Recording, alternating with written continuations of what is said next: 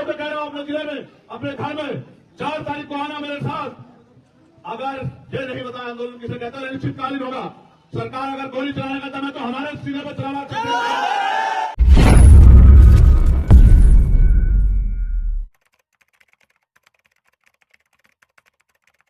कि ये हुआ, लेकिन मेरा ये मानना है, मीडिया के लोग भी यहां हैं, 2009 में हमारे कॉलेज का अंतिम समय था। देहरादून में एक रणवीर इनकाउंटर हुआ था।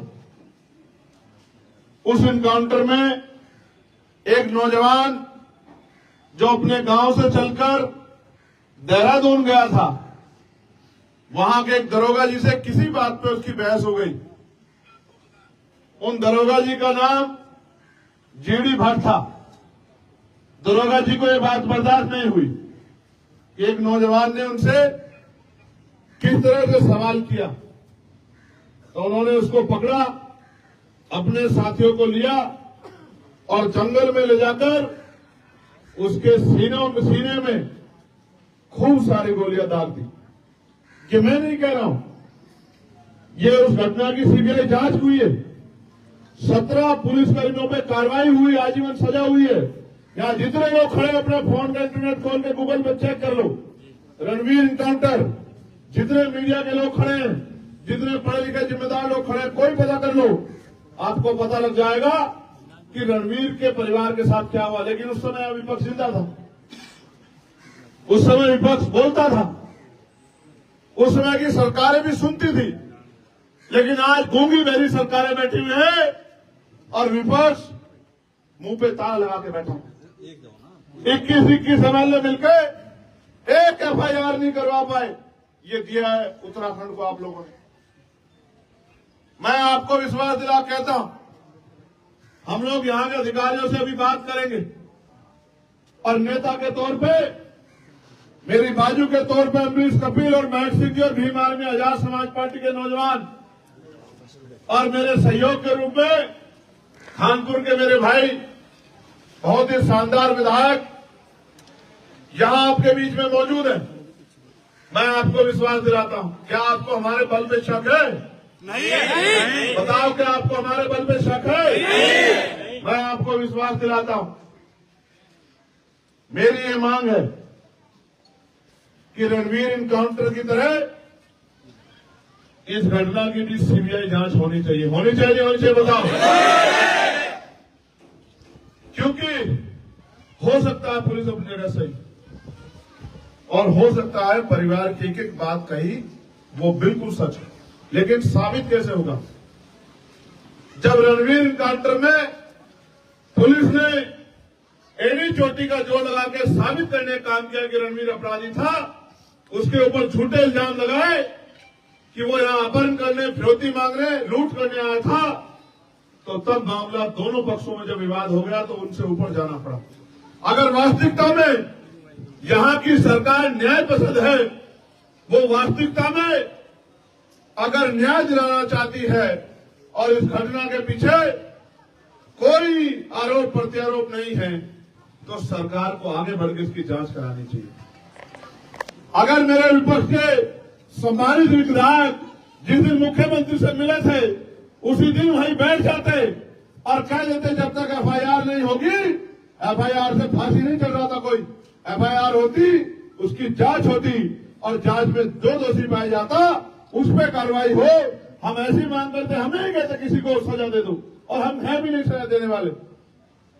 हमारा तो ईमान, हमारा तो भरोसा कुदरत पे, ऊपर वाले पे है कि जुल्म करने वाला कभी नहीं बचेगा। जुल्म करने वाले को कोई नहीं बचा सकता।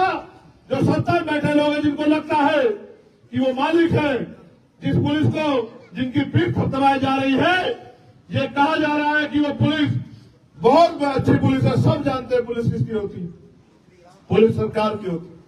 आज जो सरकार है, पुलिस उसकी है। कल अगर हम लोग सरकार में होंगे तो पुलिस हमारी होगी। मगर हम न्याय पसंद लोग हैं, हम किसी के बच्चे को मारने की जाए जो है पुलिस को न आज देते न तब देंगे, क्योंकि हम ये चाहते हैं हर आदमी की जिंदगी महत्वपूर्ण, हर आदमी की जिंदगी जो है उसकी रखवाली होनी चाहिए। लेकिन यहाँ की सरकार एमडो में काम करती है, मशीन एक इतना सुंदर नौजवान, मुझे ये भी बताया गया कि कुछ पुलिस वालों से उसका विवाद हुआ, जो जिम की दुकान जिम चलाता था अपनी, जो एसी ठीक करने का काम करता था, अपने पिता की आंखों का तारा था। उसकी मां बार बार बेहोश हो जाती, मैं बात कर रहा था। अगर मेरे हाथ में बहुत ताकत होती उमेश भाई, तो विश्वास करो आज मैं पूरे जिले को सस्पेंड करके और इन सबको बता देता कि किस तरह से जो है काम ये होता है। ताकत मिलेगी भाई आपको, ये ताकत मैं सच बता रहा हूं, पूरे जिले को सस्पेंड कर देता हूं। ये ताकत मिलेगी भाई को या नहीं मिलेगी? पक्की बात है। हाथ उठा के बताओ कितने लोग साथ में हैं संघर्ष में? मुझे आपका सहयोग आशीर्वाद चाहिए। ताकत तो उसने जिसने पैदा किया ऊपर वाले ने बहुत देर की, जब तक जिएंगे इज्जत के साथ जिएंगे, संघर्ष करेंगे। लेकिन मैं आपसे कह रहा हूं, सच में अगर आप ताकत में होती, क्या तो मैं उस कुर्सी को लात मार देता, या फिर आज इस पूरे जिले को बता देता कि किसी गरीब के बच्चे को किस तरह जो मारा जाता। जिंदगी में पूरे भारत के इतिहास में याद रखा जाता कि दोबारा किसी के गरीब के साथ ऐसा मत करना। लेकिन मैं आज भी आपसे कहना चाहता हूं, मैंने विधायक जी से भी कहा, वो तो खुद से संघर्ष के लिए तैयार है कि जिस समय विधानसभा का सत्र चलेगा वो जोर शोर से इस मामले को उठाएं। और मैं वचन देके कहता हूं आपको कि पार्लियामेंट में सरकार ये ना समझे कि वही मालिक है, पुलिस ये ना समझे कि वही सब कुछ है, एडमिनिस्ट्रेशन ये ना समझे कि अगर वो ताकत में है, कुर्सी पे बैठे हैं तो उनका कोई कुछ बिगाड़ नहीं सकता। इस देश में न्यायपालिका है, इस देश में हम जैसे लोग हैं, हम जैसे लड़ाका लड़ने वाले संघर्षशील लोग हैं। मैं वचन दे कहता हूं कि पार्लियामेंट में इस मामले को जोर शोर से उठाऊंगा और जहां तक जाना पड़ेगा वसीम भाई को न्याय दिलाने के लिए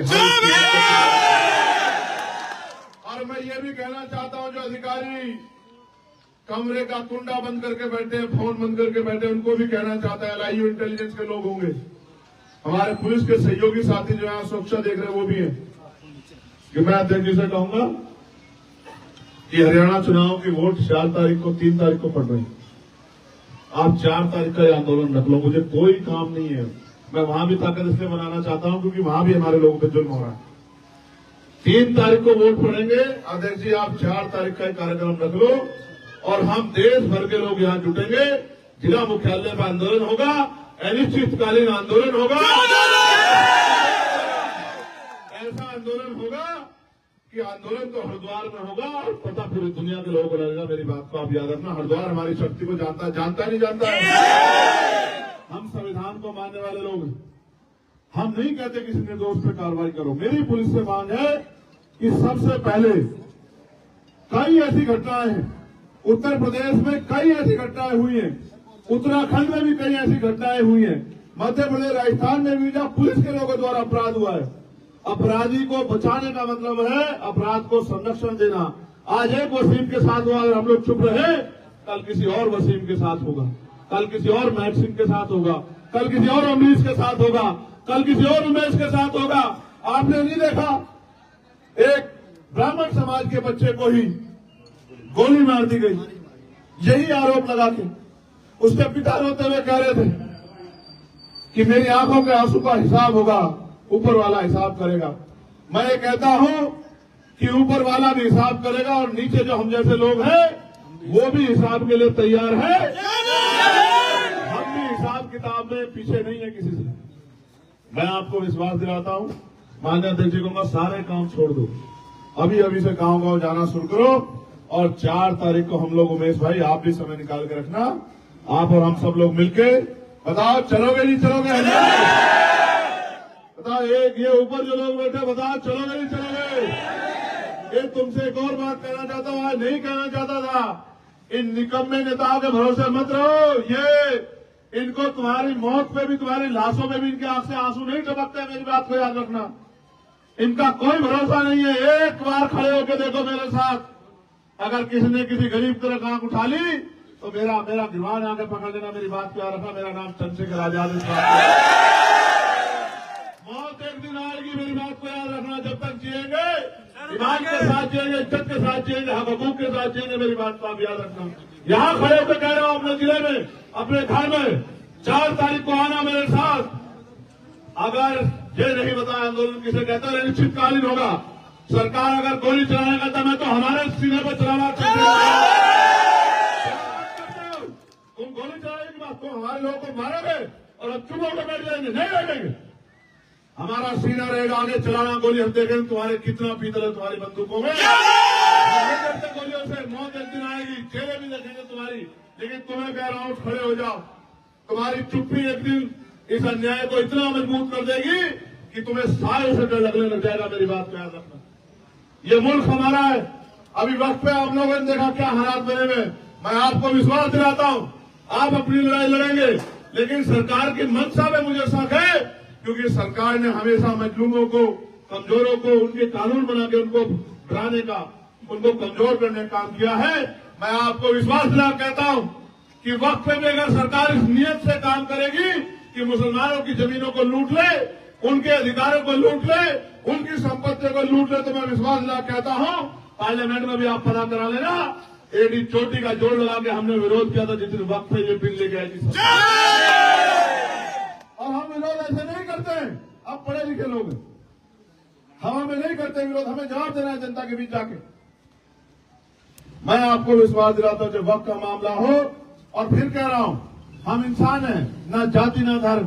अगर किसी के साथ में अन्याय होगा तो हम लोग चुप नहीं रहेंगे, बिल्कुल नहीं चुप रहेंगे। मैं यहां पर साथियों से कहता हूं, बराबर के प्रदेश के लोगों से कहता हूं, यूपी वालों से, उत्तराखंड के लोगों से कहता हूं, और मैं अपील करूंगा कि 4 तारीख का जो आंदोलन होगा वो इतना ऐतिहासिक होगा कि आंदोलन तो हरिद्वार में होगा, लेकिन देहरादून में बैठे मुख्यमंत्री जी, हमारे अधिकारी, वो भी चैन से नहीं सोएंगे। इस बात का भी मैं आपको विश्वास। लेकिन याद रखना, 4 का जुम्मा, 4 का जुम्मा वहीं पढ़ लेंगे नवाज सब। क्या हो गया? जी 5 तारीख 5 कर दो।